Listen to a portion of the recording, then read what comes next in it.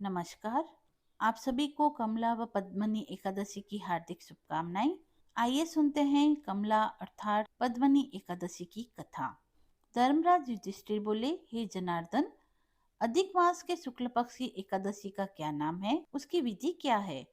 कृपा करके आप मुझे बतलाइए। भगवान श्री कृष्ण ने कहा, हे राजन, अधिक मास के शुक्ल पक्ष में जो एकादशी आती है वह पद्मनी अर्थात कमला एकादशी कहलाती है।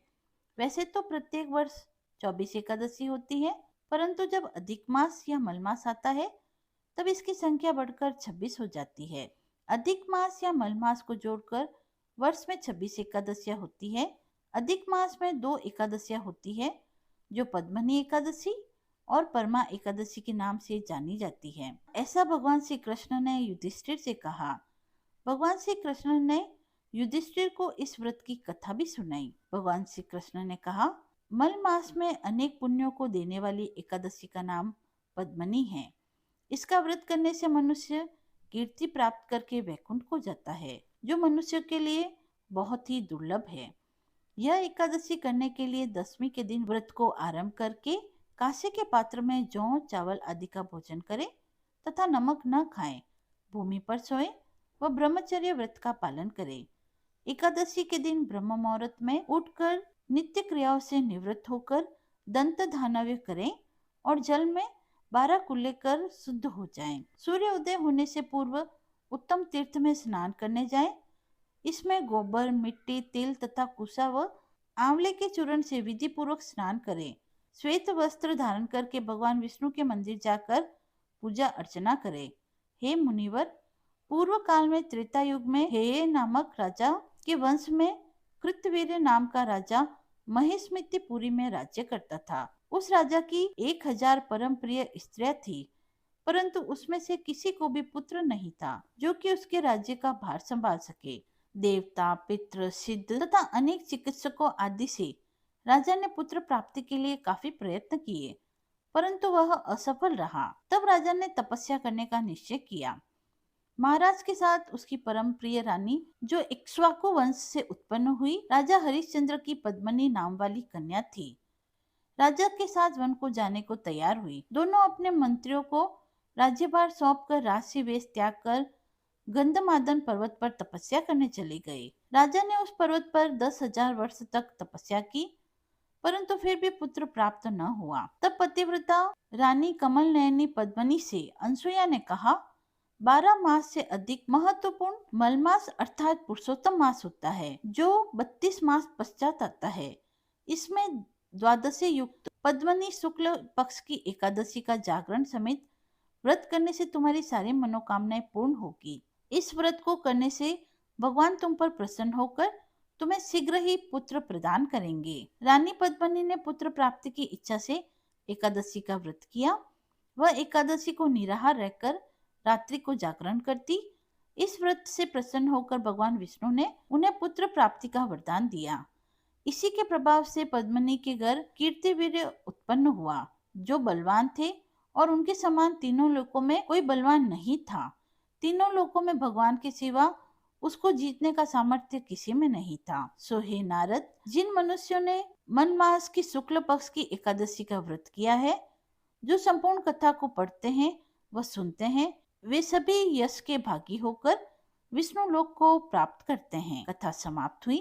तो बोले विष्णु भगवान की जय, माता लक्ष्मी की जय। आइए कथा को प्रारंभ करें।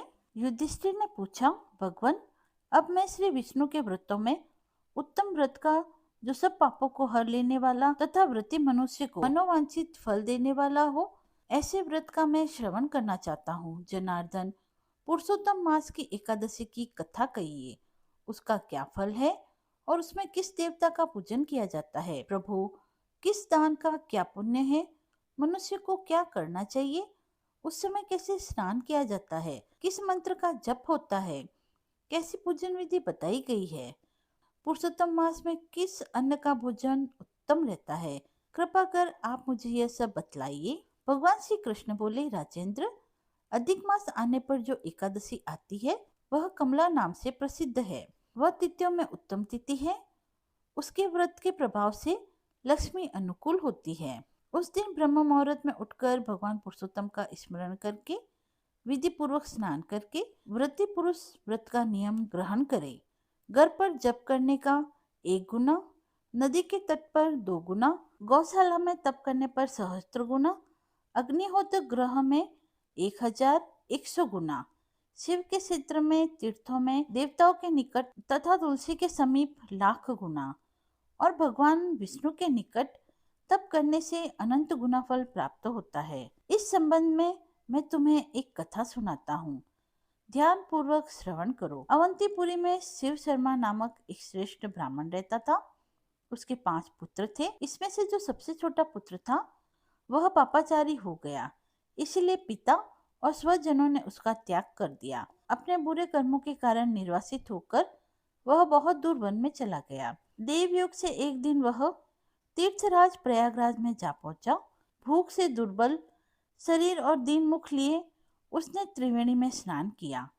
फिर सुधा से पीड़ित होकर वह वहां मुनियों के आश्रम खोजने लगा। इतने में उसे वहां हरिमित्र मुनि का उत्तम आश्रम दिखाई दिया।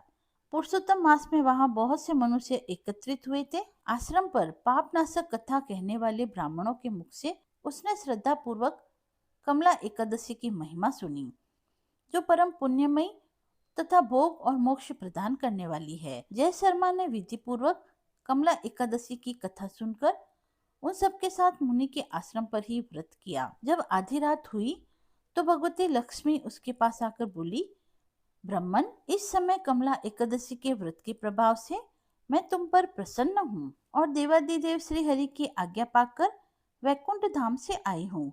मैं तुम्हें वर देना चाहती हूँ। ब्राह्मण बोला, माता लक्ष्मी, यदि आप मुझ पर प्रसन्न हैं तो वह व्रत बतलाइए जिसकी कथा वार्ता में साधु ब्राह्मण सदा संलग्न रहते हैं। लक्ष्मी जी ने कहा, ब्राह्मण, एकादशी व्रत का महात्म्य श्रोताओं के सुनने योग्य सर्वोत्तम विषय है। यह पवित्र वस्तुओं में सबसे उत्तम है। इससे दुस्वप्न का नाश और पुण्य की प्राप्ति होती है, अतः इसका यत्न पूर्वक श्रवण करना चाहिए।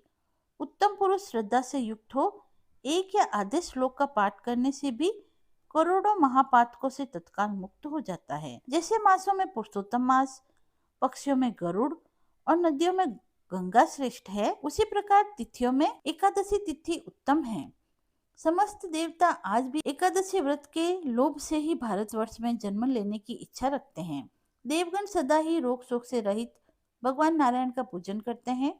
जो लोग मेरे प्रभु भगवान नारायण के नाम का सदा भक्ति पूर्वक जप करते हैं, उनकी ब्रह्मा आदि देवता सर्वदा पूजा करते हैं। जो लोग श्री हरि के नाम जप में संलग्न है, उनकी लीला कथाओं के संकीर्तन में तत्पर है तथा निरंतर श्री हरि की पूजा में ही प्रवृत्त रहते हैं, वे मनुष्य कलयुग में कृतार्थ है।